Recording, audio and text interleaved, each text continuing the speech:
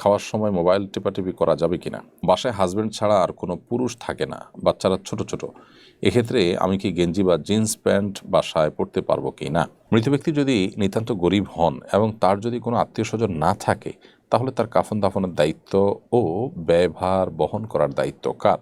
মেয়ে হিসাবে বাবার সম্পদের হক চাইলে মা রাগ করেন, তিনি চান পুরো সম্পত্তি ভাইরা ভোগ করুক, মাকে নারাজ করে কি মিরাজ নেওয়া যাবে কিনা? আমি কোনো এক কারণে আমার আম্মুকে বলেছি, আল্লাহর কসম আপনার লগে আর কথা বলবো না, এবং একদিন পর আম্মুর সাথে কথা বলি, আমি সাথে সাথে আল্লাহর কাছে মাফ চাইলাম, আমার কি গুনাহ হবে? করণীয় কি? শায়লা খানম আপনি লিখেছেন, বাসায় হাজবেন্ড ছাড়া আর কোনো পুরুষ থাকে না, বাচ্চারা ছোট ছোট, এক্ষেত্রে আমি কি গেঞ্জি বা জিন্স প্যান্ট বাসায় পরতে পারবো কি না?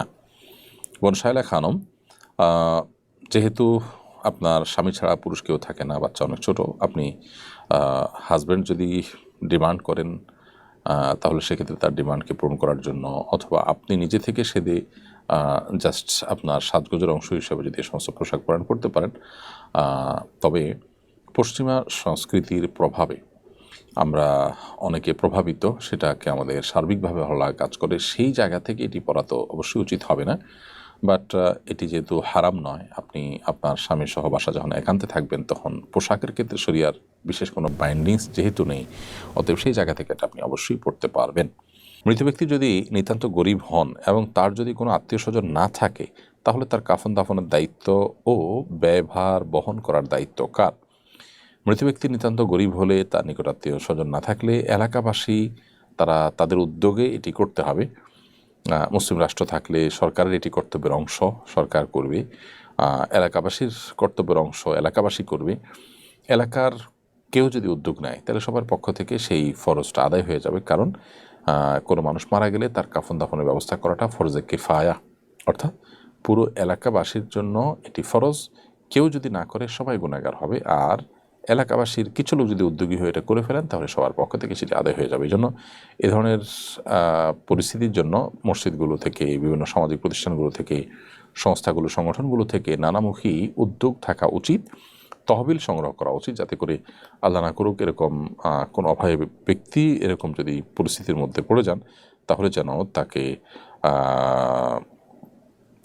সহযোগিতা করা যায় আর্থিকভাবে, এবং তার দাফন কাফনের উদ্যোগ যেন নেওয়া যায়, সেই জায়গা থেকে চেষ্টা করতে হবে।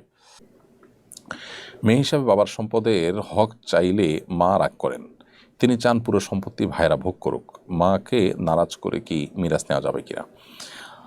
বাবার সম্পদে মেয়ে হিসাবে আপনার হক আছে এবং আপনি সে হক চাইতে পারেন।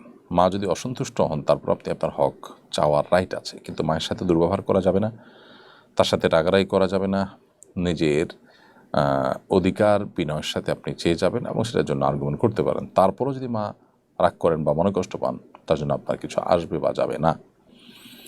হাবিবুর রহমান ফাহাদ লিখেছেন, শিশু দত্তক নেওয়া জায়েজ আছে কি না?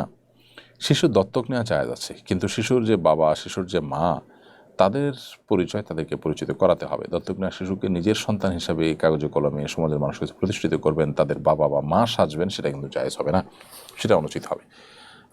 রূপক অর্থে তারা বাপ মা ডাকলো, কিন্তু তাদের কাছে তাদের বাপ মা কারা, জন্মদাতা বাবা মা, সেটা ক্লিয়ার থাকতে হবে, সমাজের মানুষের কাছে ক্লিয়ার করতে হবে, কাগজে কলমে তাদেরকে বাবা মা হিসাবে উল্লেখ করতে হবে। আর এর বাইরে আরেকটা গুরুত্বপূর্ণ বিষয় হলো যে দত্তক নেওয়া শিশু ছেলে হলে বড় হওয়ার পর তার সেই দত্তক নেওয়া মা, যিনি তার আসল জন্মদাতা মানন, তার সাথে সাক্ষাতের ব্যাপারে শরীয়তের যে বিধিবিধান আছে সেগুলো কিন্তু মেনে চলতে হবে। প্রাপ্তবয়স্ক হয়ে গেলে তার সাথে সাক্ষাৎ করা যাবে না যদি গায়ে মারাম হয়ে থাকে। আর যদি ছোট বয়সে কোনোভাবে দুধ পান করে দুধ সম্পর্কীয় কেউ হয়ে যান, তাহলে সেক্ষেত্রে ভিন্ন কথা।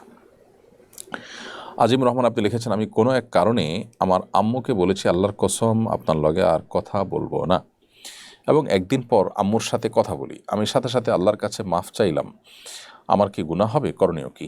ভাই আজিম রহমান, মায়ের সাথে এ ধরনের কাজ করে তো অবশ্যই অন্যায় করেছেন।